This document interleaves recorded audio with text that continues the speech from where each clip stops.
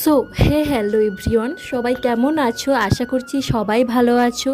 আমিও ভালো আছি, একটু চাপে আছি। চাপে থাকার কারণ আমার এক্সাম চলছে, তাই ভিডিও দিতে পারছি না। কিন্তু আজ সময় বের করে অনেকদিন পর একটি লং ভিডিও নিয়ে চলে এসেছি। গত রবিবার আমি একটি ফটো পোস্ট করেছিলাম যেখানে লিখেছিলাম এক্সাম দিতে যাচ্ছি।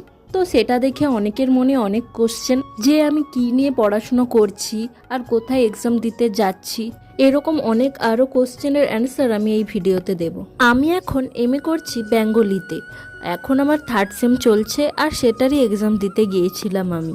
যেহেতু আমি ডিস্টেন্সে এমএ করছি তাই আমার এক্সামগুলো সানডেতেই পড়ে। আর আমার এক্সাম সেন্টার পড়েছিল খড়গপুরে। প্রত্যেকবারেই খড়গপুরে হয়, এবারেও খড়গপুরেই পড়েছিল। আর দেখো, তোমাদের সাথে গল্প করতে করতে আমি ট্রেন থেকে নেমে টোটো ধরে চলেও গিয়েছিলাম খড়গপুর কলেজে।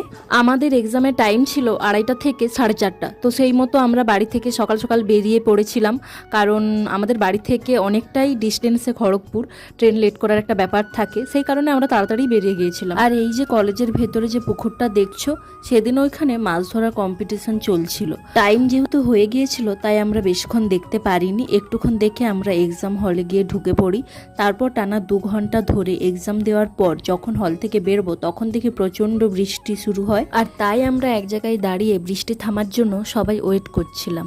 বৃষ্টি একটু থামতেই আমরা কিছু খাওয়া দাওয়া করে আবার টোটো ধরে চলে এসেছিলাম খড়গপুর স্টেশনে। আর জানো তো, ওই দিন আমি এতটাই ক্লান্ত হয়ে গিয়েছিলাম যে পুরো রাস্তাটাই ট্রেনে ঘুমিয়ে ঘুমিয়ে এসেছিলাম, তাই বেশি কোনো ক্লিপ নিতে পারিনি। আর সেদিন আমাদের বাড়ি ফিরতেও প্রায় 10টা বেজে গিয়েছিল। ট্রেনটা যেহেতু অনেকটাই লেট করে ছেড়েছিল তাই আমাদের মেছাদা স্টেশন আসতে প্রায় 7:30 8টা বেজে গিয়েছিল। আর ওই দিন যেহেতু সানডে ছিল, বাসও খুব কম চলছিল। প্রায় স্ট্যান্ডে 1.5 ঘন্টা ওয়েট করার পর একটা বাস পেয়েছিলাম আর তাতে করেই বাড়ি ফিরছিলাম। তো আজকের মতো টাটা, দেখা হচ্ছে নেক্সট ভিডিওতে। সবাই ভালো থাকবেন।